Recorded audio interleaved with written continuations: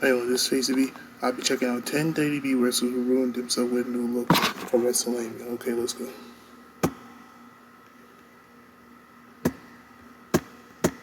10 WWE wrestlers who ruined themselves with a new look. Number 10, Sheamus.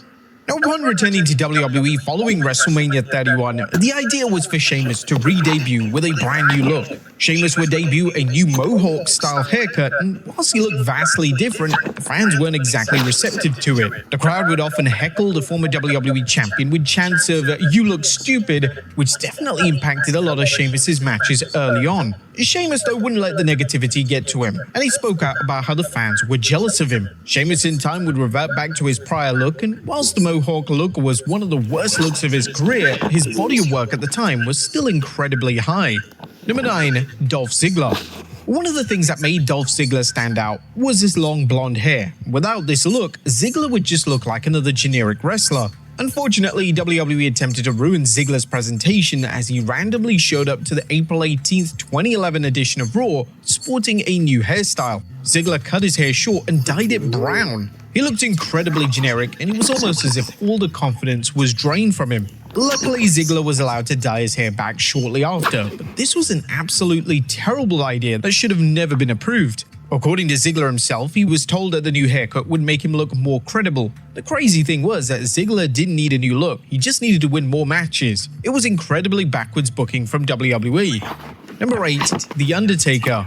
It's common knowledge that The Undertaker wasn't exactly in favor of bringing back the dead man persona in 2004. The Undertaker loved the American Badass persona as he believed it gave him so much more range as a performer, and to his credit, he was right. When The Undertaker returned as the Dead Man at WrestleMania 20, the idea was that the Dead Man would be back alongside Paul Bearer, yet The Undertaker would keep a lot of his moves from his American Badass days. This was 100% the right call. The WWE product had vastly changed since The Undertaker was last an undead zombie, and Taker having slow, lifeless matches would not have been appropriate for the Ruthless Aggression era audience. Interestingly, on the first SmackDown following WrestleMania 20, The Undertaker would appear on SmackDown wearing his trademark bandana from his prior persona. This led to a lot of confusion at the time, as The Undertaker once again just looked like the American Badass, specifically Big Evil. Now, the inclusion of the bandana was a one-time deal, as The Undertaker would ditch it moving forward, which was probably the right move.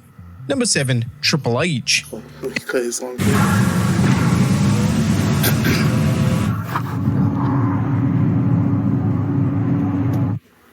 In 2025, it's hard to imagine Triple H with any other haircut than being completely bald. However, when the game first cut his hair in late 2012, the look he went for looked terrible. The game had yet to embrace being bald, and he had this short style haircut which didn't suit him whatsoever. Triple H would keep this look for some time, and it just felt weird and off. In relation to why the former WWE champion cut his hair in the first place, this is what he had to say during an interview with the Morning Buzz. "I just couldn't wait for the time when I could finally get rid of it. It's the weirdest thing. To me, it wasn't that big of a deal, and I didn't really put that much thought into it. But then I literally did it in the morning, drove to the office. There was a couple of people outside. I took a few pictures as I was walking in and went inside. I got upstairs, it wasn't even 10 minutes later, and someone came up, 'Dude, you're all over TMZ that you cut your hair.' By the time 2014 rolled around, the game would firmly embrace the bold look, and it looked fantastic on him. Number 6, Chad Gable.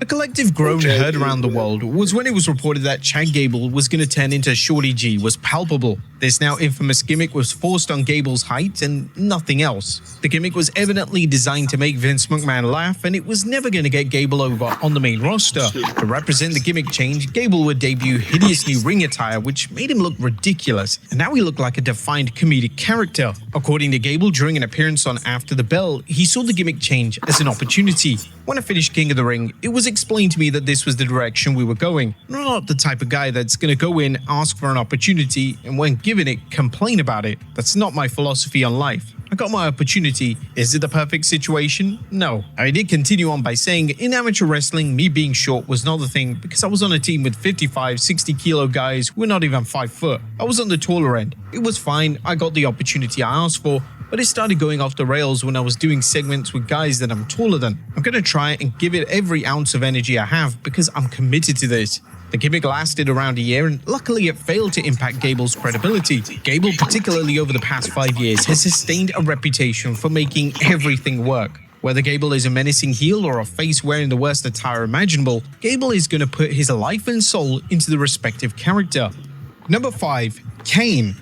The idea of Kane turning into a corporate stooge could have worked. That's if the character wasn't presented within the lore and realm of Kane's established continuity. Unfortunately, the major issue with the corporate Kane persona was the horrendous look that he would debut. Kane would wear suit pants and slacks to wrestle, and Kane just lost all credibility and legitimacy as a performer. This man was supposed to be one of the most terrifying pro wrestlers on the entire roster, but he looked like a total joke.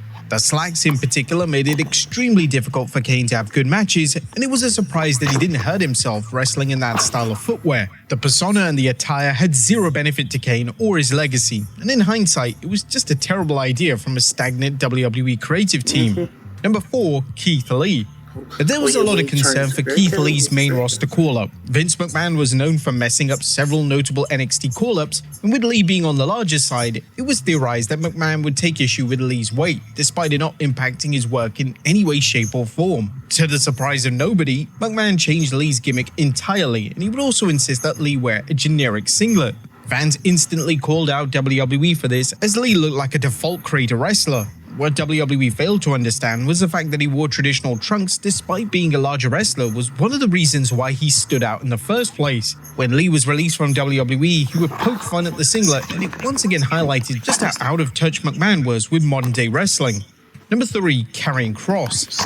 Similarly to Keith Lee, Karrion Kross was another name that was massively let down by an appearance change upon debuting on the WWE main roster. Kross would debut new attire which would feature a bizarre borderline comedic helmet during his entrance and then suspenders for his in-ring attire. Fans loathed this attire choice as Kross looked like a complete joke and it was impossible to even take him seriously. Kross quite rightly took issue with the attire, and he would discuss this during an appearance on the Two Man Power Trip podcast. What I was told was this was going to be an upgraded version of what I was previously doing in NXT. Upgraded, a bigger and better version of what I did. And they said they wanted to give me new music and they wanted to switch up my entrance a little bit. And then we got to this mock-up of this outfit and it looked cheap and horrendous. And I said, surely this is just a concept. This is not what they're actually trying to manufacture or engineer, because this is a billion-dollar company and this looks like trash. Surely enough, the day came and we got the costume. It was like, boy, I don't know about this.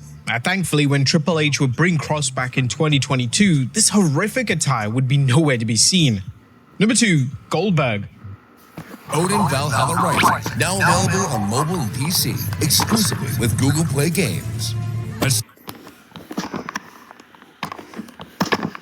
Goldberg mainly went between two attires during his pro wrestling career. When Goldberg was in WCW, he would wear traditional black trunks, and this attire was perfect for his no-nonsense persona. In WWE, he would opt for a slightly longer trunks with a white trim, and whilst fans preferred the black, the attire variation was still solid. Unfortunately, in 2021, Goldberg decided to debut a new look for his Royal Rumble match versus Drew McIntyre, and the attire made fans question what on earth Goldberg was even thinking. Goldberg would debut baggy black shorts, and all the aura had evaporated the moment Goldberg was seen on camera with the new look. They were a terrible fit, and it looked like Goldberg had just woken up to take the dog outside for a walk. Now, it was reported that the attire was worn because the Hall of Famer didn't have enough time to prepare for the match. But was this really the best option? It was bold and unimaginative.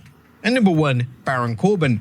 When Baron Corbin took on the authoritative role in WWE, WWE's bold idea was to have Corbin wrestle in a shirt and suit pants, just like Corporate Kane. Corbin looked ridiculous in this attire and it made no sense. Just because Corbin had power backstage in kayfabe, why did he need to wrestle in the most uncomfortable attire imaginable? It was like WWE needed to remind fans of Corbin's gimmick at all times. The shocking thing was Corbin wore this dreadful attire to retire Kurt Angle at WrestleMania 35, which is a fact that still bewilders fans several years later. But this wasn't the only new look that Corbin would debut that was hated by the audience. The October 17th, 2022 edition of Raw saw Corbin and JBL come to the ring ahead of Corbin's match with Dolph Ziggler. But fans weren't talking about Corbin and JBL's partnership.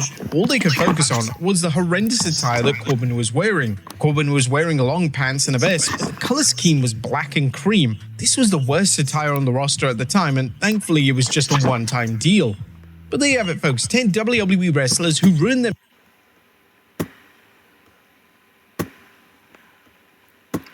Yeah, good video by WrestleMania. Don't forget to like, comment, subscribe.